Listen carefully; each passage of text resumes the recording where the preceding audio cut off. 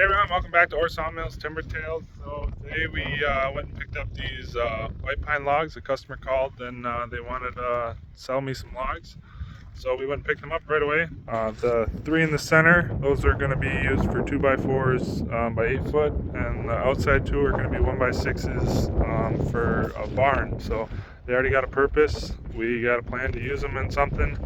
We're going to have to unload them in this muddy mess that we got here in the yard. They're going to get added to this pile here, and then we're going to saw them as soon as we can. With spring here, everything is getting mudded up because it's not, the frost is coming out and everything's sitting on top. So we got customer's trailer here, and then we got the muddy alleyway. So come with us and we're going to unload these and get them sawed up right away. So just like that, we got the trailer unloaded. The two 10-footers are up top here in this stack. All this is going to go for barn siding. So we're just putting it in the pile that we're going to saw next for that side. So that way when we're grabbing logs, we can just grab from one pile and saw right through them all. And then 8-footers, we put a couple of them on the saw deck and we're going to saw them up now. So come with us and we're going to saw them up.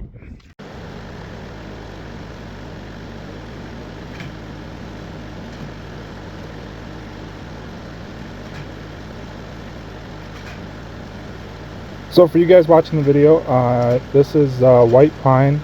They are between 12 and 14 inches in diameter. They're not the biggest logs, but they are very nice logs. These ones are summer cut slash partially spring cut white pine. There's a lot of pitch in it. They're kind of heavy. This first log is one from this past summer, and then the next log after is one that I just picked up today. So we're just trying to get this order fulfilled. Since the logs I picked up were really nice, they're going to work for this order, so I just decided we'll put them right on the log deck and saw them up. But the biggest and most important thing is that you saw logs that are cut roughly at the same time, or at least the same moisture content, because winter cut pine has a lot less moisture flowing through it, so they dry faster in the kiln and you get a lot less consistent drying on your lumber. So the centers of most logs are going to dry way faster than the jacket lumber, because the jacket lumber last 5 years typically has the most moisture in it. So it's hard to get away from that, but the best way is to just try to saw logs that were sawn or cut down roughly at the same time of the year. If you mix summer cut with winter cut pine in a load, you're going to have a very inconsistent dry time, and you're going to not like your results. You'll be sorting through the pile and all of a sudden you'll find the board that's 12% when you were shooting for 7 or 8, maybe 9%. But you want to try to keep it consistent all the way through, and the best way I found is just to make sure all your logs are from roughly the same time frame. That way when you dry it, you get really good results, and also your temperature is easier to control when you're drying. So that's just a little bit of information for you. A lot of people just air dry, so it doesn't matter, but it's just a good rule of thumb. And if you are air drying, I like to just air dry the stuff before it goes in the kiln anyways. It gives it a lot of time to get rid of that first 20 to 30%, because that first 20 to 30% moisture that's in the log comes out very easily. It's anything under 18% moisture content that's the hard to get out of the lumber. So if you can air dry it first, then kiln dry it, I find that to be the best option. But most of the time I'm working on a time frame or a time crunch, so I have to put it directly from the sawmill into the kiln and get it to the customer as fast as I possibly can. But if I had my choice, I would air dry it for 3 months, then put it in the kiln. but I don't have that option because a lot of my stuff is cut to order, and there's certain sizes that I don't always cut. If they were just the 1-inch lumber, I carry that and then I can just throw it in the kiln for like 5 days, 6 days. But when it's off the sawmill, I'm shooting for more between 9 to 11 days, depending on the thickness of the lumber and how low of a percentage I need to go. Because if it's for furniture, I go to 7. If it's for exterior use, I only go down to 9, because the last 2% is really hard to get out. So I like to just take what I need to out of the lumber, because if you're using the lumber for exterior use, it typically picks up to 12% moisture really quickly because the outside moisture content is very high. And what I mean by only taking it down to 9% is because there's no point taking it down any further, because the outside moisture is just going to pick right back up to 12%. So if you're using it outside, I don't see the point in putting more time on your order because you are going to use it outside.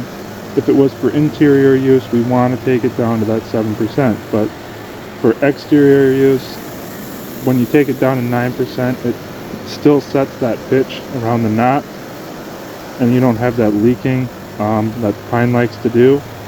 And then you also save a little bit of time and a little bit of money, because you don't need to be drying it down to that 7% like furniture grade lumber. So it's just more economical for the customer and yourself to just take it down to 9% if it is being used for exterior use.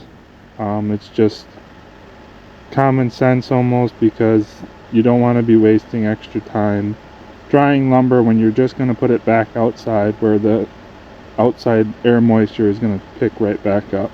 So that's all I mean by that. So I hope that helps someone, and I hope you guys are enjoying this video. We're trying to shoot for select grade 2x4s. We want tight knots, and we want clear almost. I use the spiral stickers because they get better airflow and you get a more consistent dry through your lumber, and you get a lot better quality lumber. That's the main reason why I use spiral stickers now more than I used to. It's just for a better quality for the customer.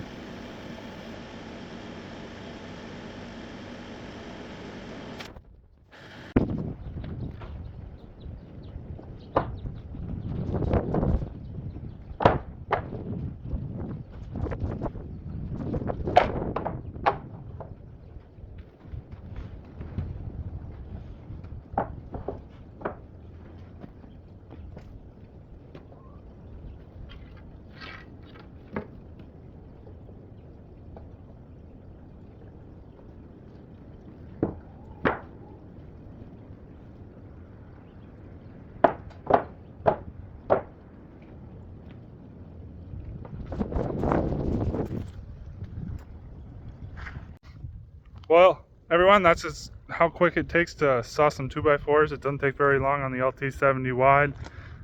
These are an 1/8 over constructional dimension, so we're cutting these up for a custom order. We want tight knots or knot free.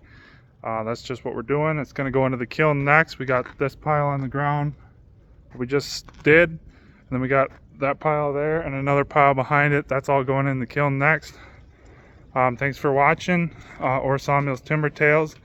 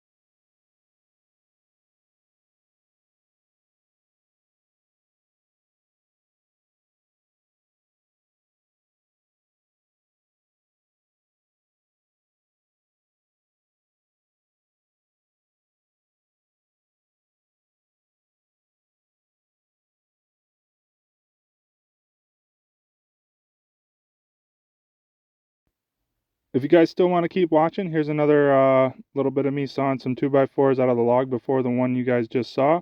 I hope you guys enjoy, and see you on the next one.